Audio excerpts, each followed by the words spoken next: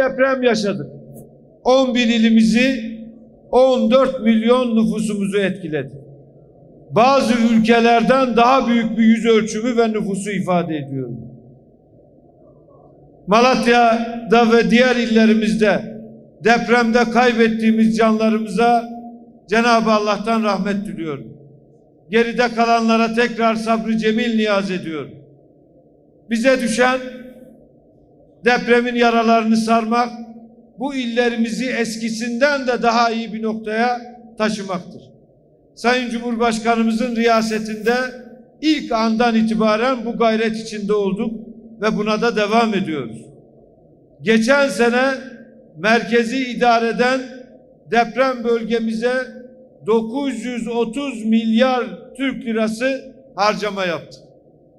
Bu yılın bütçesine ise 2024 yılı bütçemize ise sadece merkezi idareden 1 trilyon 28 milyar lira ödenek ayırdık. Neler yapıyoruz bu kapsamda? Öncelikle kalıcı konutlar inşa ediyoruz. Hak sahiplikleri belirlendi. Şimdi kalıcı konutlarımızı bitirip hak sahiplerine teslim ediyoruz. Şu ana kadar 46 bin civarında konutu teslim ettik. Çok yakın gelecekte Sayın Cumhurbaşkanımız kura çekimiyle daha fazlasını dağıtacak. Her ay 15 bin, 20 bin konut teslim ederek yıl sonunda inşallah 200 bin civarında konutumuzu hak sahiplerine teslim etmiş olacağız.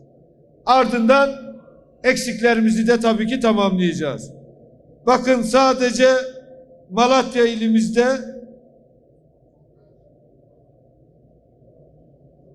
17 Şubat'ta 5140'ı il ve ilçe merkezi, 1041'i kırsalda olmak üzere toplam 6181 konutun kurası çekildi. 18 bin konutun inşaatı da şu anda devam ediyor. Sadece kira yardımı olarak değerli kardeşlerim Malatya'da 54 bin haneye 3 milyar liraya yakın kaynağı bugüne kadar aktarmış durumdayız. Yine çok sayıda vatandaşımız konteynerlerde, konteyner kentlerde kalıcı konutları inşa edilinceye kadar çeşitli hizmetlerden istifade ediyorlar. İnşallah en kısa sürede kalıcı konutlarına kavuşacaklar. Yakın bir gelecekte Cumhurbaşkanımız yine bir kura çekimi gerçekleştirecek tüm illerimiz için. Malatya'mızın da bildiğim kadarıyla 1000 civarında hak sahibi bu hemen önümüzdeki günlerdeki kurayla kalıcı konutlarına kavuşmuş olacaklar.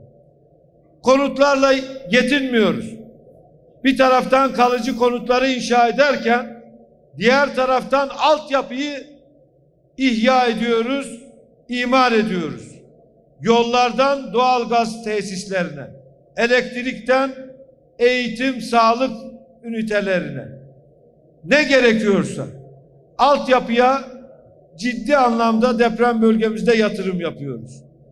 Bununla da sınırlı değil. Bir taraftan konut, bir taraftan altyapı, diğer taraftan üçüncü bir başlık olarak bu bölgelerimizde ekonomik ve sosyal hayatı canlandırıcı her türlü projeye destek veriyoruz.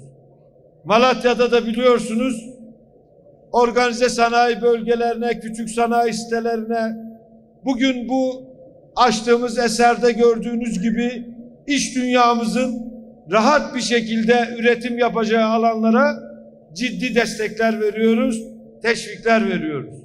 Ekonomik olarak Malatya Allah'ın izniyle eskisinden daha iyi hale gelecektir. Geçmişte çok depremler yaşadık. Ben de bir Bingöllü kardeşiniz olarak depremleri bizzat yaşamış bir insanım. Van depreminde nöbetçi bakan olarak uzun süre görev yaptım.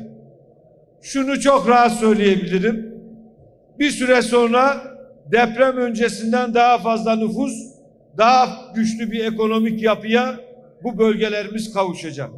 Bir taraftan da bu yaptığımız yatırımlarla hem konutlara hem altyapıya yaptığımız yatırımlarla geleceğe çok daha dirençli bir şekilde bu illerimiz hazırlanmış olacaklar.